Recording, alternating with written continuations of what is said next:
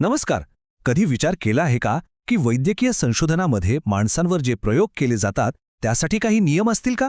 हो, आहेत. आणि हे नियम का बनवले गेले आणि ते नक्की आहेत तरी काय, हेच आज आपण एकदम सोप्या भाषेत समजून घेणार आहोत. चला सुरू करूया. बघा, हा एक असा प्रश्न आहे जो परीक्षेमध्ये हमखास विचारला जातो. म्हणूनच आज आपण याचं एक परफेक्ट उत्तर कसं लिहायचं हेच पाहणार आहोत.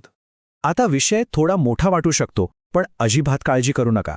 आपण अगदी सोप्या पद्धतीने जसा परीक्षेमध्ये उत्तराचे मुद्दे लिहायचे असतात ना, अगदी तसंच याला समजून घेणार आहोत. तर आपण आपलं उत्तर या 4 टप्प्यांमध्ये तयार करणार आहोत. सगळ्यात आधी या नियमांची गरजच का पडली ते बघू.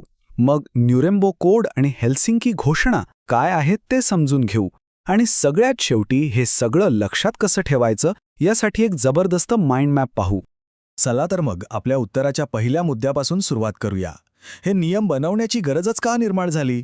याचं उत्तर मिळवण्यासाठी आपल्याला इतिहासातील एका काळ्या पानावर नजर टाकावी लागेल. गोष्ट आहे दुसऱ्या महायुद्धाच्या वेळची. जेव्हा युद्ध संपलं तेव्हा जगासमोर काही इतके भयंकर आणि धक्कादायक गुन्हे उघडकीस आले की सगळ्यांनाच हादरा बसला. आणि याच गुन्ह्यांमुळे एका ऐतिहासिक खटल्याला सुरुवात झाली, जो नाझी डॉक्टरांचा खटला म्हणून ओळखला जातो. या काळात काय झालं होतं माहिती आहे? नाझी डॉक्टरांनी छळछावणीतल्या बिचाऱ्या कैद्यांवर अमानुष प्रयोग केले होते. विचार करा, लोकांना जिवंत गोठवून त्यांच्यावर काय परिणाम होतो हे पाहिलं जात होतं. त्यांना मुद्दामहून भयंकर आजारांचे जंतू टोचले जात होते, आणि हे सगळं त्यांच्या परवानगीशिवाय. या क्रूरतेमुळेच मानवी हक्कांचं रक्षण करण्यासाठी कडक नियमांची गरज आहे हे जगाला कळून चुकलं. आणि याच खटल्याच्या निकालातून जगातला पहिला आंतरराष्ट्रीय नियम तयार झाला. तो होता न्यूरमबर्ग कोड. सोप्या भाषेत सांगायचं तर न्यूरेम्बर्ग कोड हा त्या नाझी अत्याचारांना दिलेलं एक थेट उत्तर होतं. इतिहासात पहिल्यांदाच माणसांवर प्रयोग करण्यासाठी काही मूलभूत नैतिक नियम बनवण्यात आले. या कोडमधला सगळ्यात महत्त्वाचा नियम होता ऐच्छिक संमती. म्हणजे काय?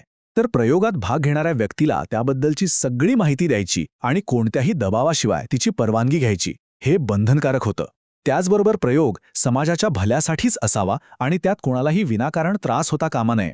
आणि हो, अजून एक महत्त्वाची गोष्ट म्हणजे सहभागी व्यक्तीला पूर्ण अधिकार देण्यात आला होता. जर तिला वाटलं की नाही, मला हा प्रयोग नाही करायचा, तर ती कोणत्याही क्षणी त्यातून बाहेर पडू शकत होती. आणि हो, असे प्रयोग कोणीही ऐरागैरा नाही, तर फक्त तज्ज्ञ संशोधकच करू शकत होते.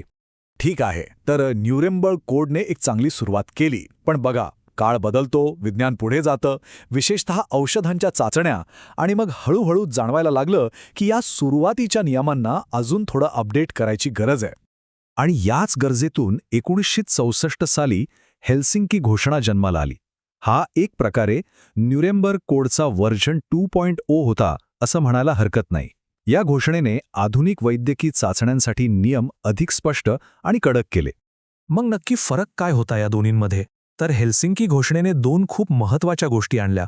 पहिली म्हणजे कोणताही प्रयोग सुरू करण्यापूर्वी एका स्वतंत्र नीतिमत्ता समिती म्हणजेच एथिक्स कमिटीकडून परवानगी घेणं बंधनकारक केलं. आणि दुसरी म्हणजे लहान मुलं किंवा इतर असुरक्षित गटांवर प्रयोग करताना त्यांच्यासाठी विशेष संरक्षणाचे नियम बनवले. चला, हे एका उदाहरणाने समजून घेऊ, म्हणजे एकदम क्लिअर होईल. समजा लहान मुलांच्या कॅन्सरवरच्या एका नवीन औषधाची चाचणी करायची आहे.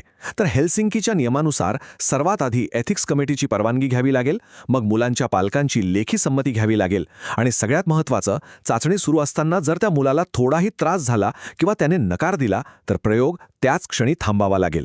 इतकी काळजी घेतली जाते.